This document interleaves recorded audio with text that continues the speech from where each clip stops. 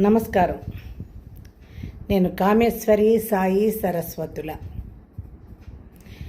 ఈ వీడియో నేను ఈ సందర్భంలో ఇప్పుడు చేయాలని నేను అనుకోలేదు. కానీ ఎస్వీఆర్ మీడియా నుంచి ఒక వీడియో అప్లోడ్ అయ్యి ఇవాళ యూట్యూబ్లో ఇందాకనే నేను చూశాను, ఒక 6 hours బ్యాక్. అది కంప్లీట్గా చూశాక నేను మళ్ళీ స్క్రీన్ మీదకి రావాల్సి వచ్చింది. ఏ వ్యక్తి ఏ శోభనం పెళ్లి కొడుకు గురించి మీరందరూ గుడ్లు విసురుతున్నారు, ఆ వ్యక్తి జీవితం గురించి సంపూర్ణంగా తెలిసిన వ్యక్తిని నేను ఒకదాన్నే. ఈ వీడియో చేయకపోతే మళ్ళీ అనేకమైనటువంటి కథలు అల్లి నా మీదకి మళ్ళీ రాళ్ళు విసురుతారేమోననే ఉద్దేశంతో నేను ఈ వీడియో చేస్తున్నాను. ఆయన చెప్పినటువంటి ఈ ఎస్వీఆర్ మీడియా చేసినవన్నీ కూడా అబద్ధాలండి. ఆయన చెప్పించారో మరి ఎవరైనా ఆయనే చెప్పాడో నాకు తెలియదు, కానీ ఆ మీడియా వాళ్ళు రాంగ్ ఇన్ఫర్మేషన్, కరెక్ట్ ఇన్ఫర్మేషన్ నేను ఇస్తున్నాను చూడండి. ఈయన ఈ శోభనం పెళ్ళి కొడుకు ఏ కోడిగుడ్లు అయితే మీరు విసురుతున్నారో ఆ మహానుభావుడు కుటుంబం మొత్తం అహంకార కుటుంబం. దాంట్లో 5వ వాడు ఈయన. 18 ఏళ్లకే 18 పురాణాలు చదివాడు, అపారమైనటువంటి నాలెడ్జ్ని సంపాదించాడు. చాలా కుదురుగా ఉండేవాడు ఆ కాలంలో. తర్వాత BA చేసి BEd చేసి వరంగల్ జిల్లాలోని మహేశ్వరంలో ఆయన తెలుగు టీచర్గా వెళ్ళాడు. తర్వాత అక్కడి నుంచి వరంగల్ జిల్లా నర్సంపేట తాలూకా ఖానాపురానికి వచ్చి నేతాజీ గురుకుల విద్యాలయం అని ఒక స్కూల్ కొంతమందితో కలిసి పెట్టుకున్నాడు. నాకు 1974లో మా నాన్నగారు గరికిపాటి వెంకటేశ్వర్లు అనే ఆయనకిచ్చి కన్యాదానం చేసి సంప్రదాయబద్ధంగా పెళ్లి చేశాడు. నా భర్తతో నేను 6 సంవత్సరాలు కాపురం చేశాను. మా ఇద్దరిది అన్యోన్యమైన దాంపత్యం, సంతానం అయితే లేదు.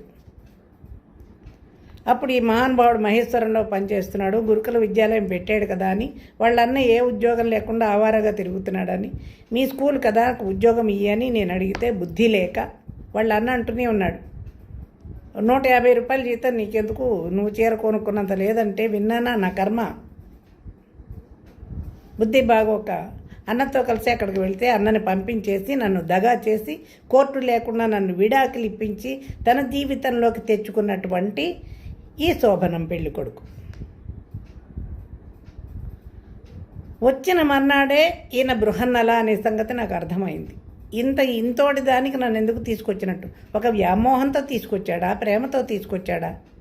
చెప్పాను, వావి వరసలు, కుటుంబం, పరివు, ప్రతిష్టలు, నీకంటే పెద్దదాన్ని, తల్లి లాంటి దాన్ని అంటే విన్నాడా?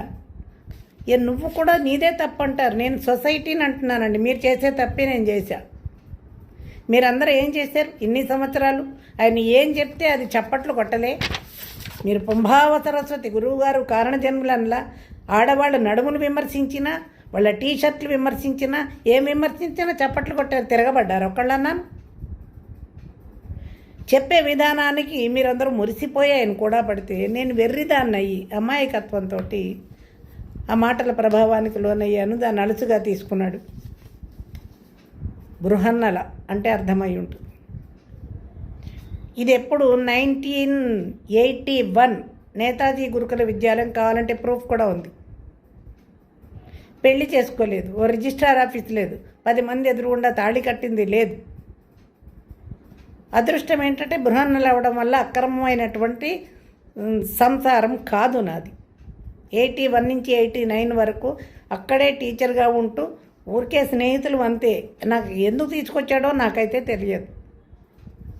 మైండ్ సెట్ సరిగా లేదని అప్పుడు ఇప్పుడు కూడా మీకు అర్థమయ్యే ఉంటుంది. ఇంకా నేను 9 సంవత్సరాలుగా ఈ చెప్పే పద్యాలు వినడం మానేశానని అప్పుడు ఈ మహానుభావుడు మళ్ళీ ఎవరి చేత అయితే విడాకులు ఇప్పించాడు ఆయనను తీసుకొచ్చాడు. ఇది తర్వాత నేతాజీ గురుకుల విద్యాలయంలో ఉండగా మైండ్ సెట్ సరిగా లేక కొన్ని వెర్రి పనులు చేస్తే అక్కడ వాళ్ళతోటి గొడవలు వస్తే విడిపోయి బయటకు వచ్చేసి గుంటూరులో పనిచేస్తూ ఉన్న రోజుల్లో వాళ్ళ అన్నను తీసుకొచ్చాడు. నేను బోరుమని ఏడ్చి బుద్ధి జ్ఞానం ఉందా, ఎందుకు విడాకులు ఇప్పించావు, ఎందుకు తీసుకొచ్చావని అడిగాను. ఇది కుటుంబం మధ్య జరిగేది అన్నాడు. ఈ అన్నగారి ఎంట్రీ వల్ల 1989 నవంబర్ 18న నాకు పెద్ద కొడుకు శ్రీశ్రీ పుట్టాడు. 1993 జనవరి 12 వివేకానంద జయంతిలో మా గురజాడ పుట్టాడు. ఇది సక్రమమైనటువంటి సంతానం. భారతంలో సత్యవతి వంశోత్పత్తి కోసమని వ్యాసుణ్ణి తీసుకొచ్చి అంబాలిక ద్వారా వంశోత్పత్తి చేసి ధృతరాష్ట్రుడు, పాండురాజు, విదురుణ్ణి ఎలాగ వంశం కోసం ఆవిడ వ్యాస భగవానుడికి పుట్టేలా చేసిందో, ఇక్కడ నా కర్మకాలి భర్త, ధర్మబద్ధమైనటువంటి భర్త అని చెప్పుకోలేను, ఆయన సంతానం అని చెప్పుకోలేను.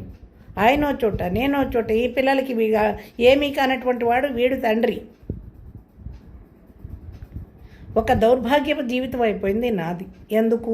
ఈ మెంటల్ సెట్ సరిగా లేనటువంటి వాడు ఏ వేళలో పుట్టాడో దుర్మార్గుడు కుటుంబాలు మొత్తం విచ్ఛిన్నం చేసి పడేశాడు. పుట్టినటువంటి వాళ్ళు వీళ్ళిద్దరూ శ్రీ గురజాడ, నా భర్తకి నాకు పుట్టినటువంటి ధర్మబద్ధమైనటువంటి సంతానం. ఈ క్లారిఫికేషన్ నేను తర్వాత ఇద్దామనుకున్నాను, కానీ చెప్పాను కదా, ఈ ఎస్వీఆర్ మీడియా పట్టుకుని మళ్ళీ వీరందరూ బయటకు వస్తారేమో అనే ఉద్దేశంతో నేను ఇది చేసి ఇంతటితో ఊరుకుంటున్నాను నేను. అందువల్ల శ్రీ గురజాడ నా పిల్లలు ఈ కోడిగుడ్ల మాస్టర్కి సంబంధించినటువంటి వాళ్ళు కాదు.